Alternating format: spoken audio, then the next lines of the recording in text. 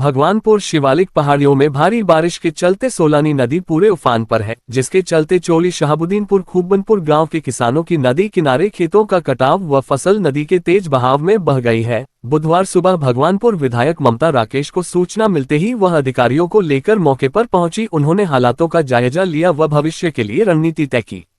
विधायक ममता राकेश ने अधिकारियों को निर्देशित करते हुए कहा कि नदी के उफान में किसानों खेतों का कटाव न हो, इसके लिए व्यापक व्यवस्था की जाए। उन्होंने कहा कि किसानों की जो फसल नष्ट हुई है उसके मुआवजे को लेकर वह सीएम धामी से अनुरोध करेगी। उन्होंने कहा कि भगवानपुर विधानसभा क्षेत्र के किसी भी गाँव में जलभराव की समस्या के समाधान के हेतु वह शासन को पत्र लिखकर उनको समाधान के लिए आग्रह किया जाएगा।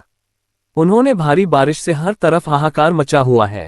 नदी के तेज बहाव की वजह से भारी बारिश जो पूरे प्रदेश में हो रही है, उसकी वजह से उत्तरकाशी में भी आपदा आई है और यहाँ पर भी खूबनपुर में नदी के तेज बहाव ने नदी ने हमारे किसान भाइयों की लगभग 100 बीघा ज़मीन नदी की चपेट में आने से उनका नुकसान हुआ। ट्यूबवेल भी हमारे किसानों के बह गए हैं और उनके कीमती पेड़ जो लगे हुए थे वो भी नदी की चपेट में आ गए हैं, जिसकी वजह से हमारे किसान भाइयों को काफ़ी नुकसान हुआ है।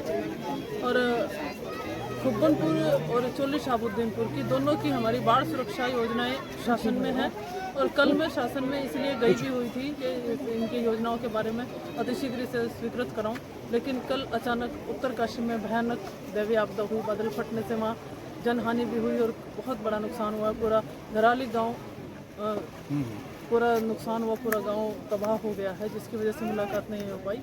सभी अधिकारी अभी डिजास्टर कंट्रोल रूम में हैं।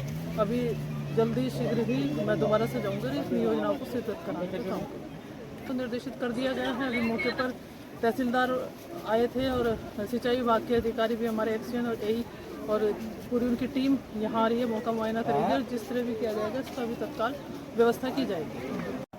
देखिए, ये विगत 2-3 दिनों से भारी वर्षा का अलर्ट था। ज़्यादा बारिश होने से सोलानी नदी में अधिक पानी आने के कारण नदी किनारे जो खेत हैं वो कट गए हैं। इसमें जो शासन से मानक है उनकी सहायता राशि दिए जाने का, मुआवजा दिया जाने का, वो हमारे प्रशासन की ओर से दिया जाएगा। साथ ही सिंचाई विभाग को भी निर्देशित कर दिया गया है कि वो इस भूमि कटाव को लेके तो योजना बनाएं और उसमें कार्य करें। समय से तटबंध लगाने की जहां बात है, शासन से पैसा मिलने के बाद ही ये तटबंध लगाया जा सकता था। यदि वहां पे डीपीआर गई है तो स्वीकृत होगी और तटबंध लगाया जाएगा। न लाने से कहीं पे भी कोई भी नुकसान होने की संभावना हमेशा बनी रहती है। लगभग व्यक्तियों द्वारा बताया गया है वो लगभग 50 बीघा जमीन का बताया जा रहा है।